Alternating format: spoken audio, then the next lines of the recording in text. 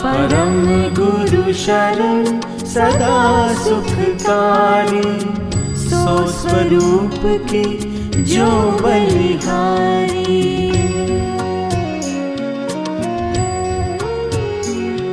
परम गुरु शरण सदा सुखकारी, सो स्वरूप की जो बलिहारी।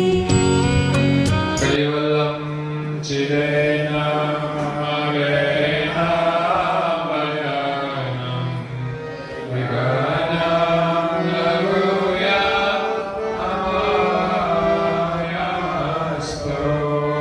निरालं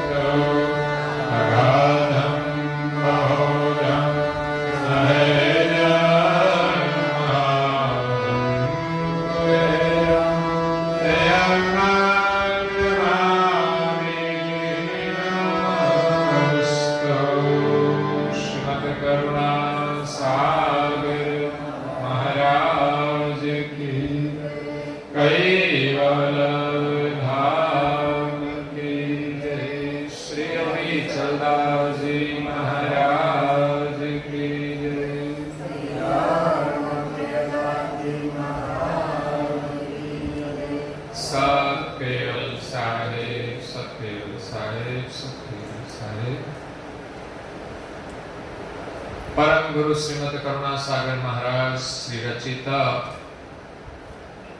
अगाध बोध ग्रंथ सक्रत मत श्रीमद कुबेर करुणा सागर निज धाम सदावन को अंग 87 અને ચોપાઈ નંબર 1।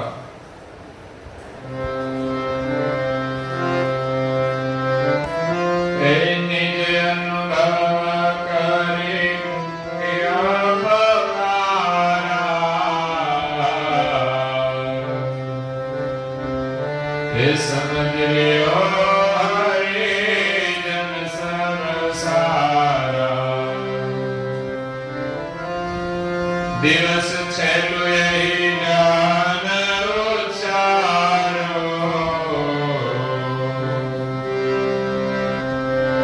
अब हम केवल धाम सरायो।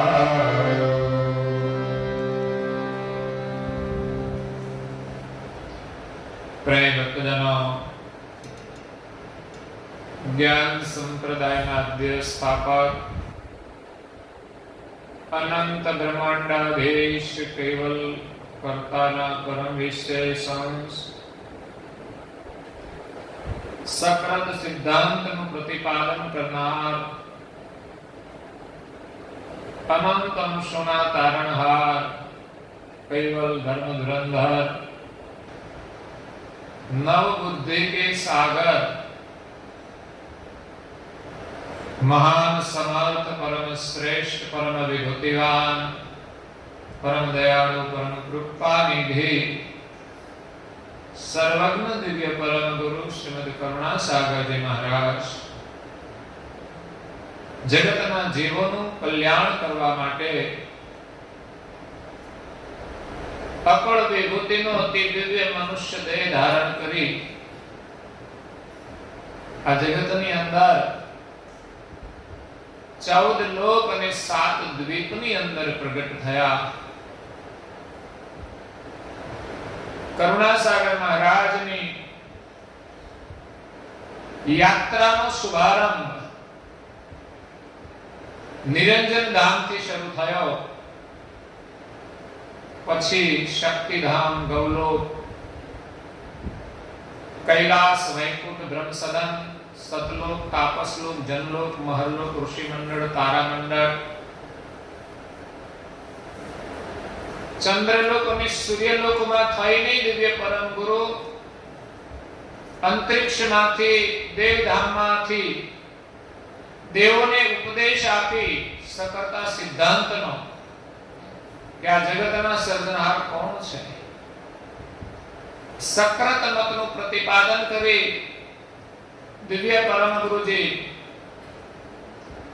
પૃથ્વી પર 7 દ્વીપની અંદર પ્રગટ થાય છે. એમાં સૌપ્રથમ પુષ્કર દ્વીપમાં પ્રગટ થયા, તે અવધૂતના રૂપમાં પ્રગટ થયા. ફરી સાગદીપમાં ત્યાં એક બ્રાહ્મણને ત્યાં એક બાલ સ્વરૂપે પ્રગટ થઈ અને એક દેવાલયમાંથી પ્રાપ્ત થયા. પરમ ગુરુ કરુણાસાગર મહારાજ શ્રીએ જન્મ લીધો નથી, ક્યાંય બાલ સ્વરૂપે તો ક્યાંય અવધૂતના રૂપમાં પ્રગટ થયા છે. કૌશકદેવ એક બ્રાહ્મણનો પુત્ર મરી જાય છે, એટલે વણિકનો પુત્ર મરી જાય છે, તો એને સજીવન કરવા માટે પરમ ગુરુ અવધૂતના રૂપમાં સ્મશાનમાં બેઠા છે. કુશાલક દ્વીપની અંદર એક રાજાને કોઈ સંતાન નથી, 1.25 લાખ રાણીઓ છે છતાં કોઈ સંતાન નથી. રાજા દુખી છે,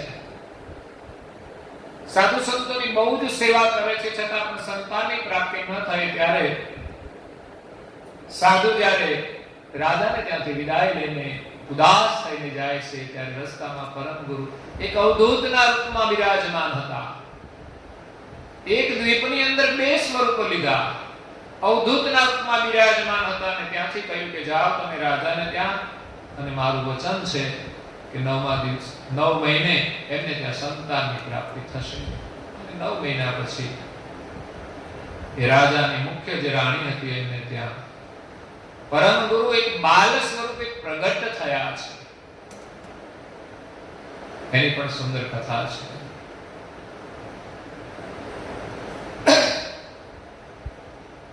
પછી પાલકી દીપની અંદર પરમ ગુરુ અવધૂતના રૂપમાં પ્રગટ થઈને ખલમંત્ર જે રાજા છે એના બગીચામાં બિરાજમાન થાય છે. રાજાને મળે છે, શેઠ અને શેઠાણીને મળે છે, અને ત્યાંથી પરમ ગુરુ જંબુદ્વીપની અંદર આવે છે. પાલકી દ્વીપમાં હરદેવ અને સુમંતાને વચન આપી અને અત્યારે આપણે જે રહીએ છીએ તે જંબુદ્વીપ છે. જંબુદ્વીપમાં પરમ ગુરુ બાલ સ્વરૂપે મળે છે. આપણે સૌ મહિતીજના દિવસેના પ્રાગટ્યની કથા સાંભળીએ છીએ.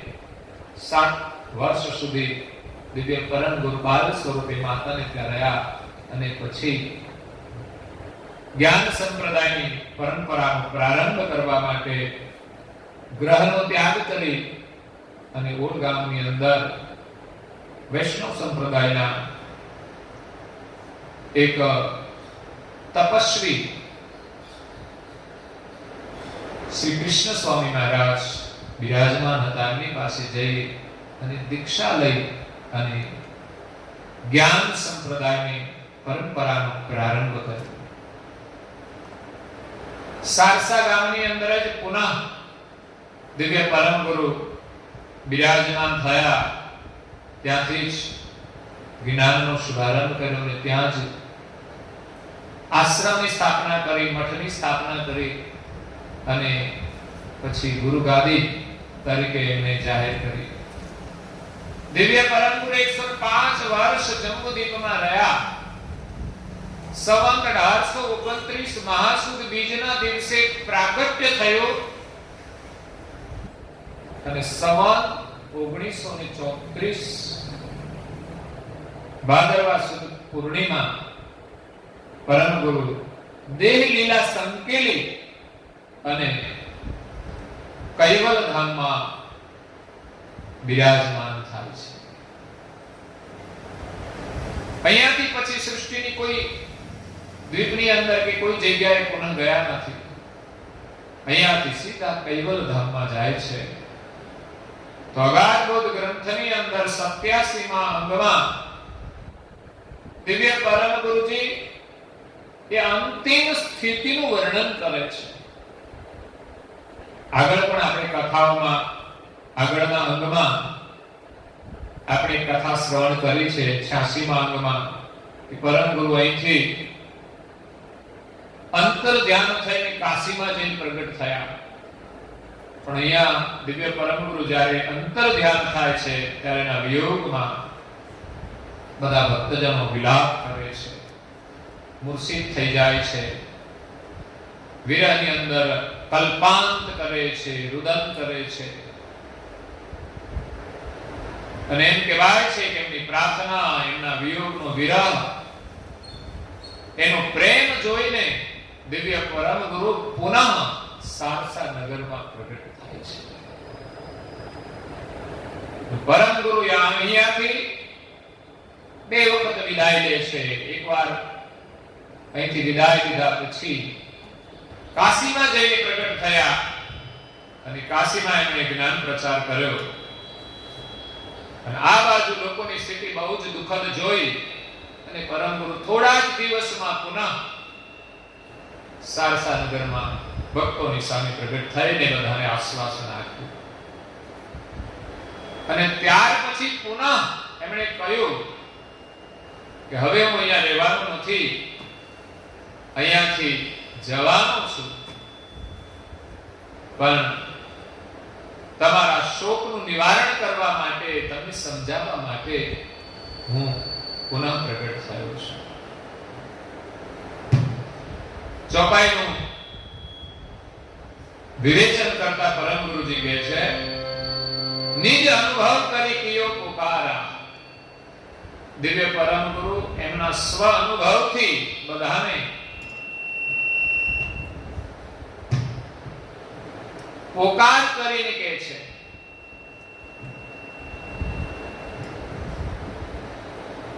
સમજ લિયો હરિજન સબ સારા. પરમ ગુરુના વિયોગમાં અને વિરહમાં જે ભક્તજનો કલ્પાંત કરતા હતા,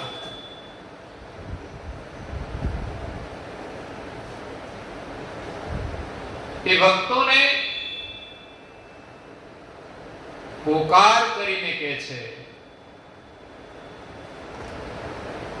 પ્રાર્થના કરીને કહે છે, હરિજન સમજ લિયો હરિજન સબ સારા. એ હરિજનો તમે બધા સમજીને મારી વાત ગ્રહણ કરો.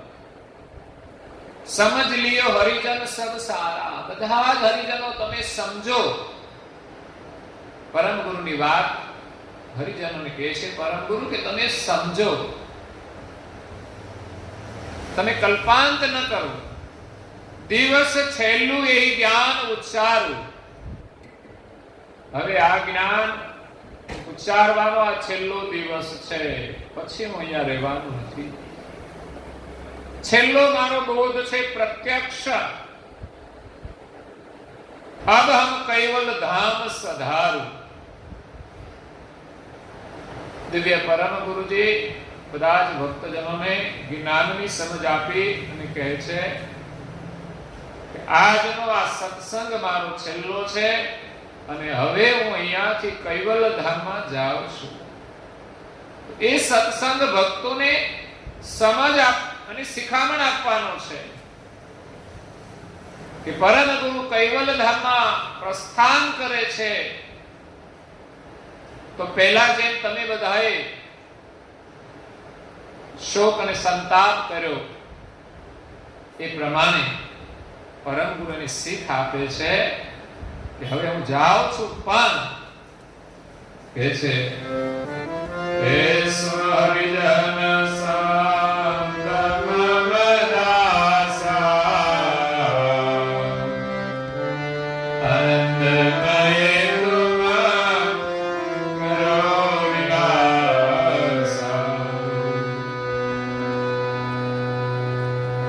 હે અમૃતો બનિજ તમ સદાઓ હે સમાચાર કૈવલ કો ગાઓ સુનો હરિજન સંત મમ દાસા. સંતો અને હરિજનો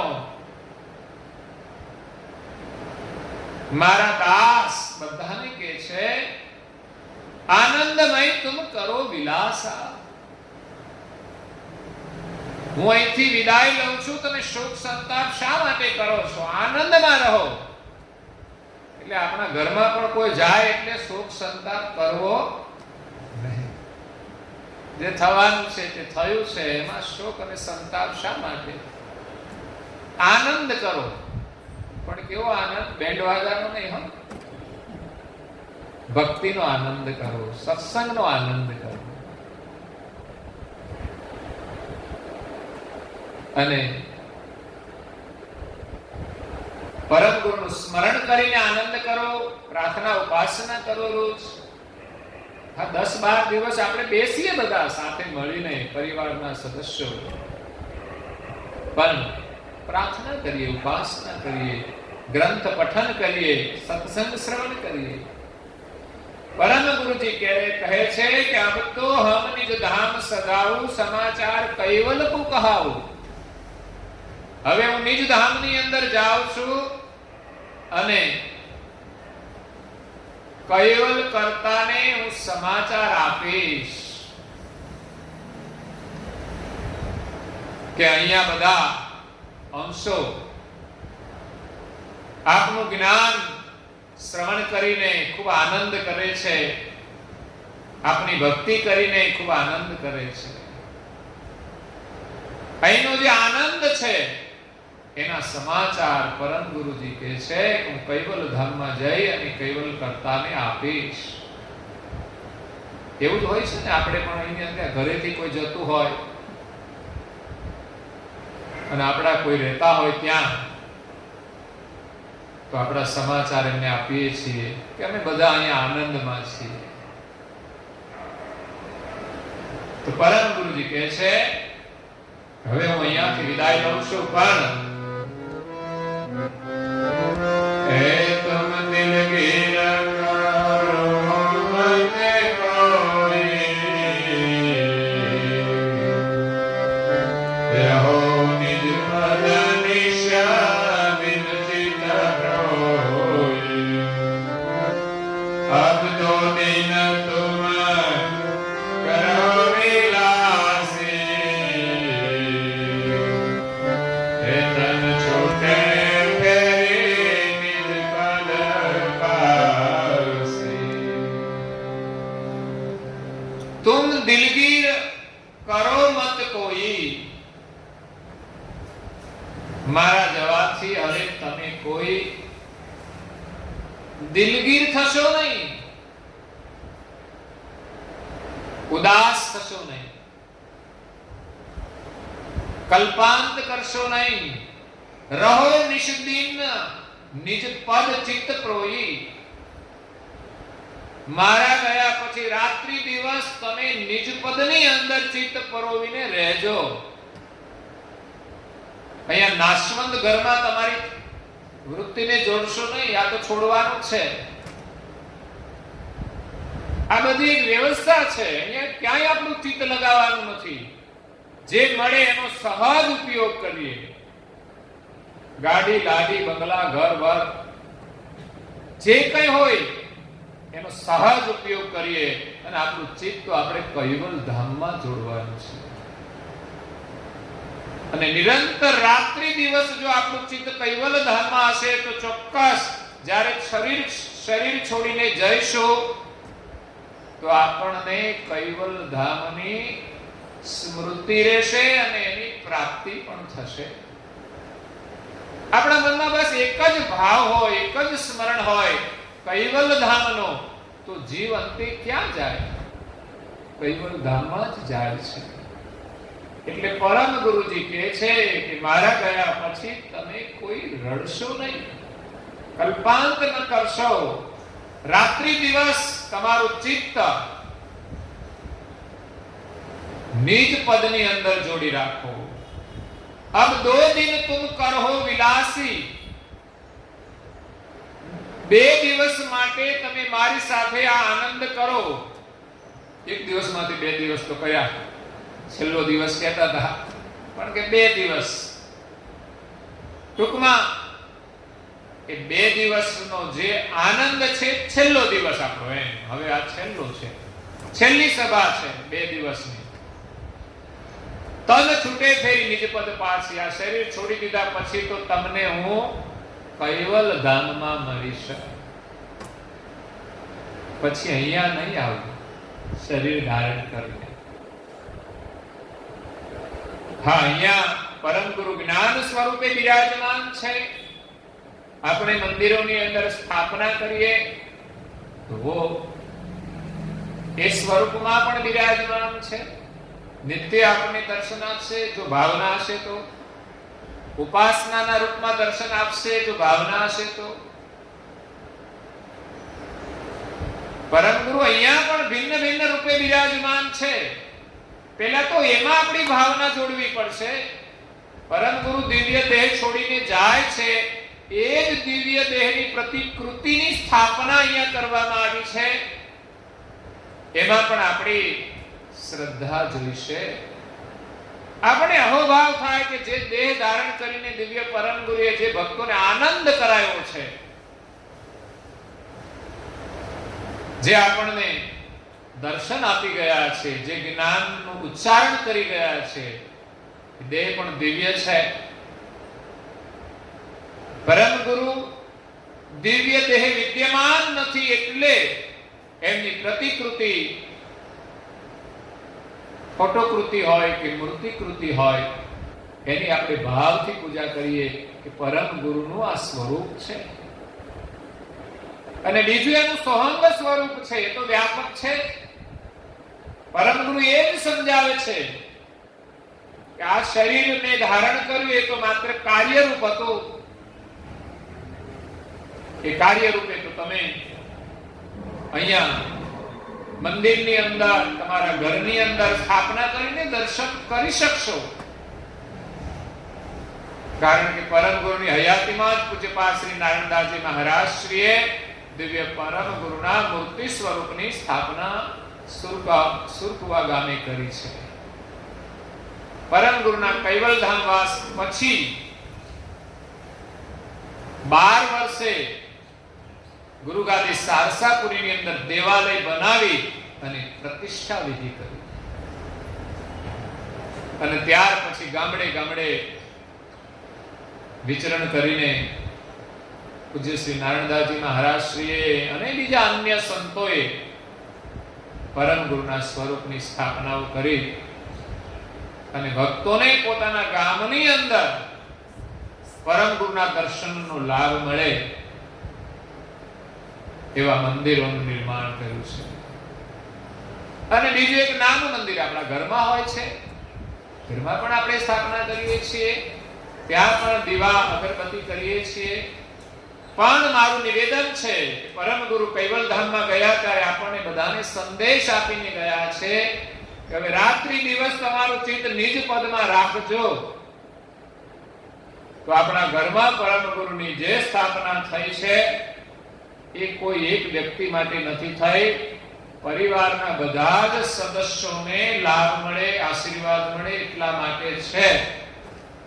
તો દરેક સભ્યોએ મંદિર આગળ બેસી અને પૂજન અવશ્ય કરવું જોઈએ. પૂજન કરીને તિલક અવશ્ય કરવું જોઈએ. પરમ ગુરુએ આપણે મંત્ર આપ્યો છે, મંત્ર દીક્ષા લીધી હોય તો અમર મંત્રની માળા અવશ્ય એકથી શરૂઆત કરીને પરમ ગુરુની આજ્ઞા અનુસાર 720 જાપ સુધી જપ આપણે કરવા જોઈએ.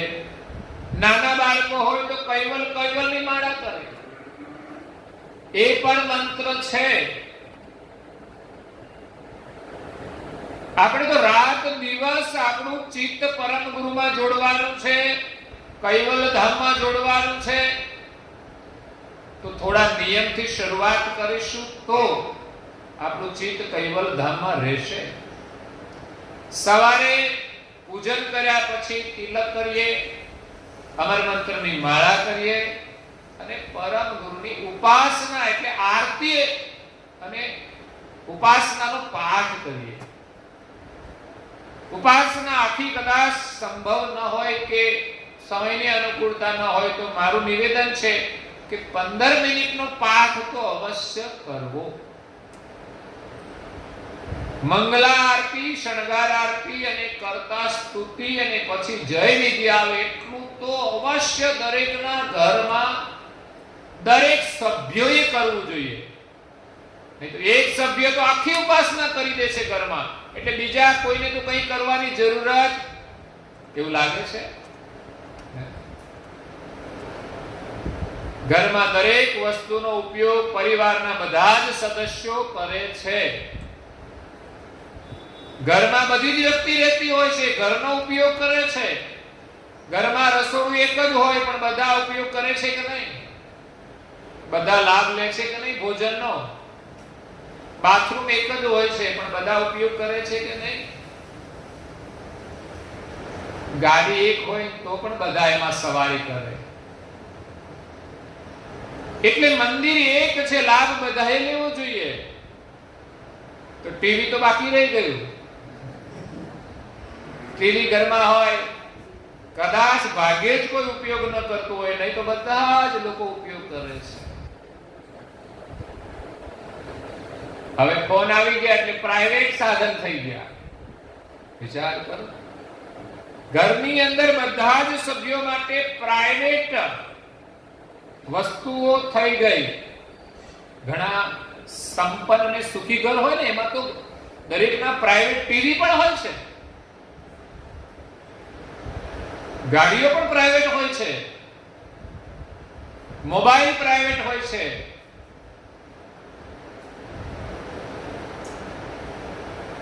તો આપણી ભાવના અનુસાર આપણે બધાએ પરમ ગુરુની પ્રાર્થના ઉપાસના કરવી જોઈએ. ભલે મંદિર એક જ રાખો. હા, કદાચ અગવડ પડતી હોય કે ભાઈ એક વ્યક્તિ પૂજા કરતા હોય અને બીજાને કોઈને પૂજા કરવાનો સમય અનુકૂળ ન હોય, સાથે સમૂહમાં થાય તો અતિ ઉત્તમ છે. પણ છતાંય પોતપોતાની નિયમ અનુસાર કરવા માટે અલગ રૂમ હોય તો એમાં પણ પરમ ગુરુનો ફોટો પધરાવીને આપણે પ્રાર્થના કરી શકીએ, ધ્યાનમાં બેસી શકીએ. ઘણા ઘરમાં એવું હોય કે પ્રાઇવેટ મંદિર બનાવ્યું હોય તો અંદર એક વ્યક્તિ બેસે એટલી જગ્યા હોય, એવી રીતની પણ વ્યવસ્થા હોય છે. તો કોઈ રૂમમાં બેસીને પરમ ગુરુનો ફોટો રાખીને ટીપાઈ પર મૂકીને તે તમારો શોકેસ હોય તો ત્યાં મૂકીને જે વ્યવસ્થા હોય પ્રમાણે પણ આપણે કરી શકીએ છીએ. તો ખરેખર જાગવાની જરૂર છે. પરમ ગુરુ જ્યારે કૈવલ ધામમાં જાય છે ત્યારે આપણે બધાને સંદેશ આપીને ગયા છે, હવે હું તમને કૈવલ ધામમાં મળીશ. છેલ્લા દિવસનું જે જ્ઞાન આપ્યું છે એ જ્ઞાનની અંદર પરમ ગુરુજી કહે છે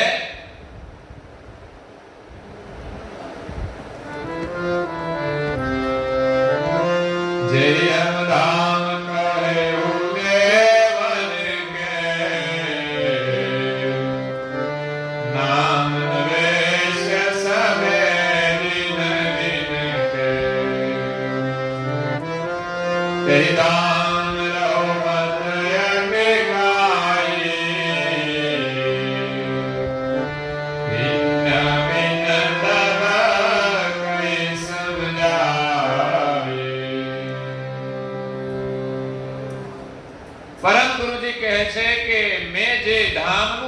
કર્યું આ ગ્રંથમાં. આગળ પરમ ગુરુજીએ 14 લોક અને 7 દીપનું વર્ણન કર્યું. એમાં અહીંયા મૃત્યુલોકમાંથી જ્યારે કૈવલ ધામમાં જવા માટે આ 14 લોક રસ્તામાં જ આવશે. અને ત્યાં તો અહીંયા મૃત્યુલોકના કરતા પણ વિશેષ બધી વિભૂતિ વાળા સુખ છે. અહીંયા તો થોડા ગાડી બંગલા, પતિ પત્ની ને બધા એકબીજાને જોઈને ખુશ ખુશ થઈ જાય છે અને ભગવાનને ભૂલી જાય છે. પણ અહીંથી જો આપણે આગળ જઈએ તો દૈવી ધામોનું સુખ પણ અહીંના કરતા વિશેષ છે.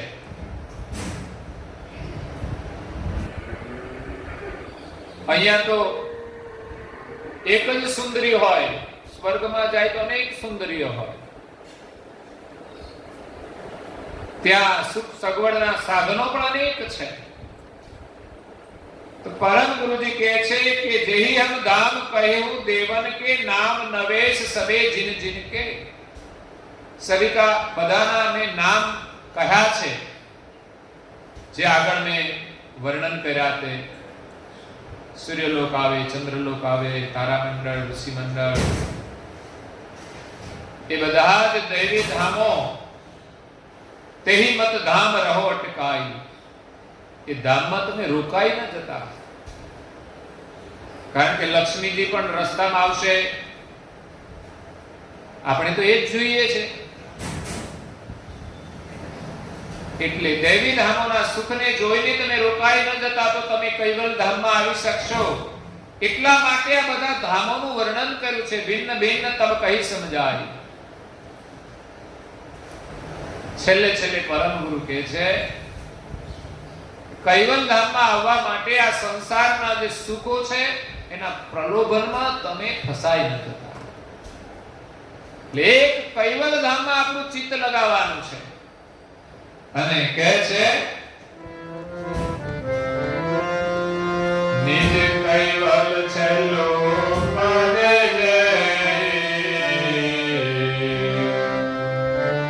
જબ તુમ પાવો નહીં સંદેહ ऐसे कही संतन और जन को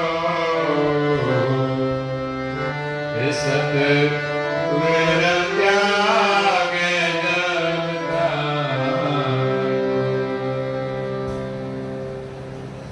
આ પ્રકારનો છેલ્લો ઉપદેશ આપીને દિવ્ય પરમ ગુરુજી કહે છે કે આ સૃષ્ટિની અંદર બીજા અનેક લોક છે, એમાં તમે રોકાતા નહીં તો નિજ કૈવલ છેલ્લું પદ, છેલ્લામાં છેલ્લું ધામ એ કૈવલ ધામ છે.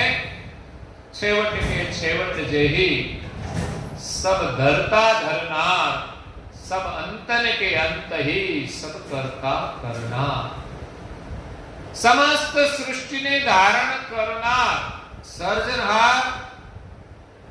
સૃષ્ટિના જે બધા લોક છે બધાના અંતે છેલ્લું જે ધામ છે જેના ઉપર બીજું કોઈ જ નથી. સબ અંતન કે અંત ही, બીજા બધાનો અંત આવી જશે અને અંતે જે છેલ્લું રહેવા વાળું છે એ છેલ્લું ધામ જે સારી સૃષ્ટિને બનાવનાર સર્જનહાર એ ધામની અંદર નિવાસ કરે છે. એ ધામમાંથી દિવ્ય પરમ ગુરુ આવ્યા છે અને શરીર છોડીને એ અંતિમ કૈવલ ધામમાં જાય છે અને કહે છે કે હું કૈવલ કરતાને જઈને તમારો સંદેશ આપીશ. અને અહીંયાથી ગયા પછી આ જે આનંદ છે એ તમે બધા નિત્ય કરજો. તમારું ચિત્ત નિજ પદમાં જોડીને હવે હું તમને કૈવલ ધામની અંદર મળીશ. જો તમારો બહુ જ ભાવ હોય, મારા શરીર છોડીને જવાથી તમને બહુ દુઃખ થતું હોય તો તમારા ચિત્તને તમે નિજ ધામની અંદર જોડી રાખો. અંતે હું તમને કૈવલ ધામમાં મળીશ. એવો ઉપદેશ આપી સંતો અને ભક્તોને કહે છે કે સત કુવેર ત્યાગે જબ તનકુ. જ્યારે દિવ્ય પરમ ગુરુ આ શરીર છોડીને જાય છે ત્યારે બધાને છેલ્લો ઉપદેશ આપીને કહે છે,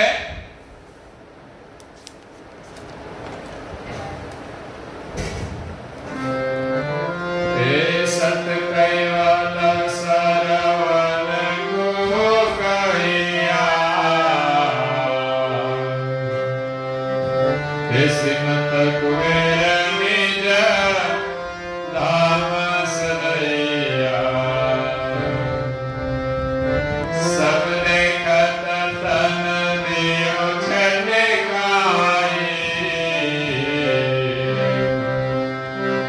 નિજ વ્યાપક બદન હે લોકાઈ.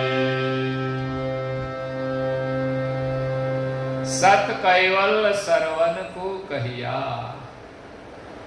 જતા જતા દિવ્ય પરમ ગુરુજી સંતો અને ભક્તોને જ્ઞાન ઉપદેશ આપીને કહે છે કે હું કૈવલ ધામમાં મળીશ અને છેલ્લા બધાને સત કૈવલ.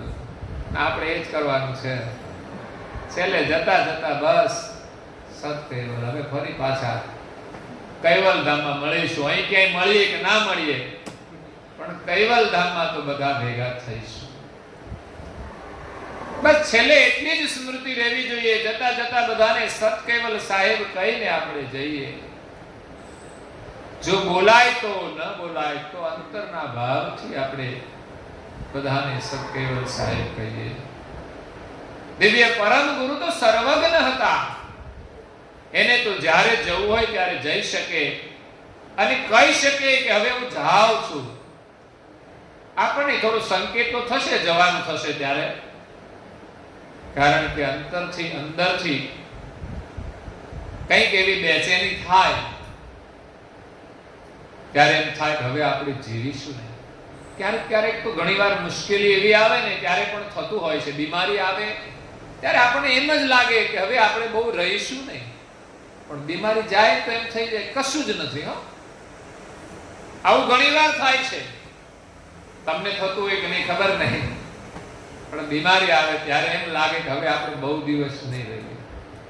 આપણને તો સામાન્ય બીમારી હોય, પણ બીમારીની વેદના જ એવી હોય છે કે અનુભૂતિ એવી હોય છે કે હવે આમ બેચેની જ લાગે, એમ લાગે કે હવે આપણે રહીશું નહીં. નિર્બળતા આવી જાય, અશક્તિ આવી જાય, પરાધીનતા આવી જાય, અને છાતીમાં જ્યારે દબાણ આવે, પેટમાં ઘુમડા લે, કઈ કઈ તકલીફો થતી હોય છે. બીપી વધે, લો થઈ જાય, ત્યારે આ બધી અનુભૂતિ થાય. પણ કોમામાંથી પણ લોકો પાછા બહાર આવી જાય છે. ત્યારે ભગવાનની કૃપાનો અહેસાસ થઈ જાય કે આપણે રહેવાના નહોતા, પણ ભગવાનની દયાથી પાછા જીવીએ છીએ. કેવા કેવા એક્સિડન્ટ વાળા લોકો જીવતા હોય છે, વિચાર કરીએ. ભયંકર એક્સિડન્ટમાં પણ લોકો એવા દુખી હોય છે, એ પણ પાછા જીવિત થઈ જાય છે. પણ છેલ્લે જવાની જો આપણને જાણ થઈ જાય તો સમજવાનું આપણું જીવન સફળ છે. અને જીવનમાં એવી આપણે પરમ ગુરુની ભક્તિ કરીએ કે જતા જતા બસ પરમ ગુરુની સ્મૃતિ રહી જાય. છેલ્લે આપણને એવી જાણ રહેવી જોઈએ કે આપણે ક્યાં જવું છે. બસ પરમ ગુરુની કૃપા છેલ્લી એ જ છે કે જતા આપણને જાણ થાય કે આપણે ક્યાં જવાનું છે. તો સત કૈવલ સરવન કો કહ્યા, શ્રીમત કુબેર નિજ ધામ સદૈયા. પરમ ગુરુ નિજ ધામની અંદર વિદાય થયા. અને એ જ આજનો દિવસ છે, ભાદરવા સુદ પૂર્ણિમા, જે પરમ ગુરુનો નિર્વાણ દિવસ આપણે સૌ આનંદ લઈ રહ્યા છીએ. આજથી સંવંત 1934 પરમ ગુરુ કૈવલ ધામવાસ થયા. આજે 2076 છે. 34 એટલે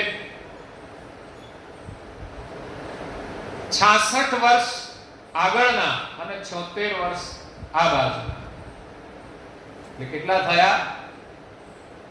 142 વર્ષ પૂર્વે. હજુ બહુ જાજા દિવસો કે વર્ષો નથી થયા. આપણે ત્યાં હજારો વર્ષનો ઇતિહાસ છે. અરે યુગોનો ઇતિહાસ છે. સતયુગમાં જે અવતારો થયા એનો ઇતિહાસ છે પુરાણોમાં. ત્રેતાનો ઇતિહાસ છે, દ્વાપરનો ઇતિહાસ છે. જ્યારે આ કલિયુગના 5000 ઉપર વર્ષ ગયા છે. માત્ર 142 વર્ષ પૂર્વેનો આ ઇતિહાસ છે. માત્ર 142 વર્ષ પૂર્વે દિવ્ય પરમ ગુરુજી દિવ્ય દેહ ધારણ કરીને આવ્યા છે અને પોતાની ઈચ્છાથી સ્વેચ્છાએ આ શરીર છોડીને જાય છે. એમ લખે છે, નહીં તો આપણને તો કઈ ખબર જ ના રહે. પણ પરમ ગુરુએ જે ગ્રંથ ની અંદર લખ્યું છે એ આપણું બહુ મોટું એક પ્રમાણ છે કે સબ દેખત તન દિયો છટકાઈ. બધાના દેખતા દિવ્ય પરમ ગુરુજીએ શરીર છોડી દીધું. જ્યારે કાશી ગયા ત્યારે પરમ ગુરુ લખે છે કે હું અંતર ધ્યાન થયો. અદ્રશ્ય થઈને દિવ્ય પરમ ગુરુ ગયા અને કાશી જઈને પ્રગટ થયા. કારણ કે દેહની જરૂર હતી એમને કાશીમાં પ્રગટ થવા માટે, એટલે ત્યાં જઈને પ્રગટ થયા. અને અહીંયાથી દિવ્ય પરમ ગુરુને કૈવલ ધામમાં જવું છે એટલે દિવ્ય દેહ પણ એ છોડીને જાય છે. એક સ્મૃતિ મૂકીને જાય છે. એ અદ્રશ્ય થઈને પણ જઈ શકે છે અને દેહની અંદર કોઈ હાડકા માંસ નાડી રોગ તો હતું નહીં. એ તો પરમ ગુરુજીએ આગળ વિજ્ઞાન સક્રત મણિદીપ ગ્રંથમાં પણ કહ્યું છે. હવે કહું ઉત્પન્ન સુનો મમ તન અંદેશાહમ હે પુરુષ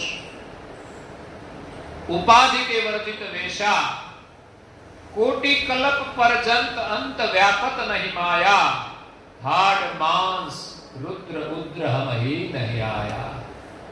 માતાના ઉદરથી દિવ્ય પરમ ગુરુએ જન્મ લીધો નથી એટલે એ શરીરમાં હાડ માંસ લોહી કશું જ નથી. દિવ્ય સ્વરૂપ હતું. એ દર્શની દિવ્ય સ્વરૂપ જે પંચભૂતનું હતું. પણ પ્રકૃતિની એની અંદર કોઈ વિશેષ ક્રિયાઓ નહોતી. ક્રિયાની અંદર કોઈ જરૂર નહોતી. અંદર તો માત્ર ખોખું જ હતું, હવા જ હતી. માત્ર આપણે દર્શન આપવા માટે દર્શનીય રૂપ હતું. કેવું દિવ્ય સ્વરૂપ હશે! માતાના ઉદરથી ન જન્મો હોય, એની અંદર કોઈ મળ ન હોય, મૂત્ર ન હોય, કશું જ ન હોય. દિવ્ય સ્વરૂપ હોય, દર્શનીય રૂપ હોય. એ આપણો ભોગ લે ને, આપણે એની પ્રસાદ જમાડીએ પરમ ગુરુજીને, તો એ ભોગ લે તો આપણને લેતા દેખાય, મુખમાં મૂકે એ પણ દેખાય, પણ અંદર પછી કોઈ પ્રક્રિયા નથી હોતી. બસ એની પ્રક્રિયા પૂરી થઈ જાય જમ્યા એટલે. આપણો ભાવ ગ્રહણ કરવા માટે એ ભોજન લે. એ તો 5 ઘરે ભોજન લે. એ તો એક સ્વરૂપ હોય તો એક જ ઘરે લઈ શકે. એ તો દિવ્ય સ્વરૂપ છે. આપણને ભોજન લેતા દેખાય એટલે બસ આપણને આનંદ થઈ જાય કે પરમ ગુરુએ આપણો પ્રસાદ લીધો. પછી એ પ્રસાદની આગળ કોઈ પ્રોસેસ હોતી, એ તો દિવ્ય પ્રસાદ બની જાય છે. એટલે પરમ ગુરુ અહીંયા શરીર છોડીને જાય છે. બધાના દેખતા શરીર છોડી દીધું. નિજ વ્યાપક પદ રહે લોકાઈ. જે વ્યાપક પદ છે એની અંદર એ સમાઈને કૈવલ ધામમાં પહોંચી જાય છે. એક તો એનું વ્યાપક સ્વરૂપ તો છે જ.